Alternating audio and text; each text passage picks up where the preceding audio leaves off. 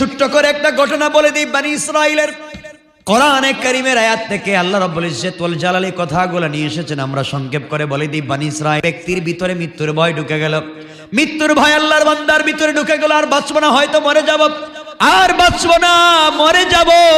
আল্লাহর সামনে কেমনে দাঁড়াবো, আল্লাহর সামনে কেমনে দাঁড়াবো, এই কথা চিন্তা করে বাচ্চাদেরকে ডাকছে, ডেকে ডেকে বলছো, বাচ্চারা আমি যদি মরে যাই, আমার ভয় ঢুকে গেছে, আমি তো বহুত হারাম কাজ করেছি, নাফরমানি করেছি।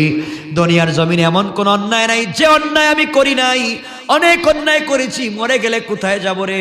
জাহান্নাম ছাড়া তো কোনো জায়গা নাই। তোমরা এক কাজ করো, আমি মরে গেলে আমাকে আগুন দিয়া জ্বালাইয়া কিছু অংশ তোমরা ছাই বানাইয়া সাগরে ছেড়ে দিবা, কিছু অংশ উপরে ছেড়ে দিবা, কিছু অংশ কুকুর বিড়ালকে খেতে দিবা।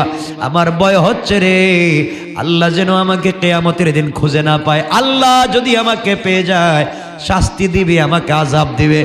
এই কথা বলে সব করে দিল।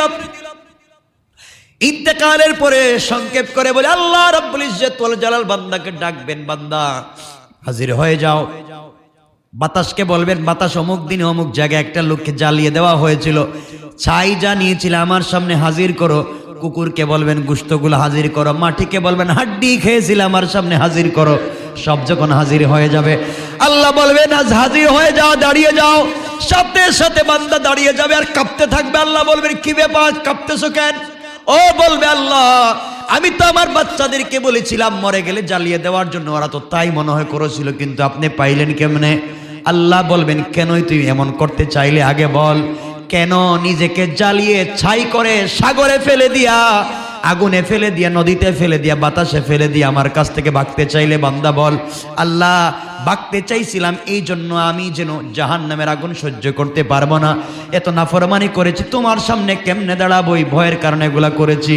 আল্লাহ বলবেন বান্দারে তোর ভিতরে যে জাহান্নামের ভয় ঢুকেছে, আযাবের ভয় ঢুকেছে, এই ভয় ঢুকে যাওয়ার কারণে এমন প্রক্রিয়া অবলম্বন করলে আমি আল্লাহ খুশি হয়ে গেলাম।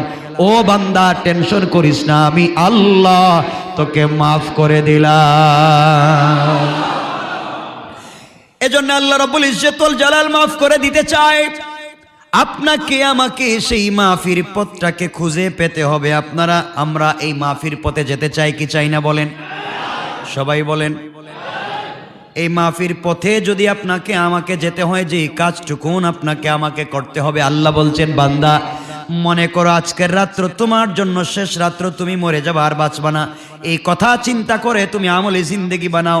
আল্লাহ বলছেন যারা জিন্দেগিকে আমলে জিন্দেগি বানাতে পারে আর নিজের চেষ্টা শুরু করে দে, আল্লাহ বলছেন চেষ্টা শুরু করার সাথে সাথে তার আমল নামায় 10টা করে নেকি লিখে দেই। কোন সুবহানাল্লাহ।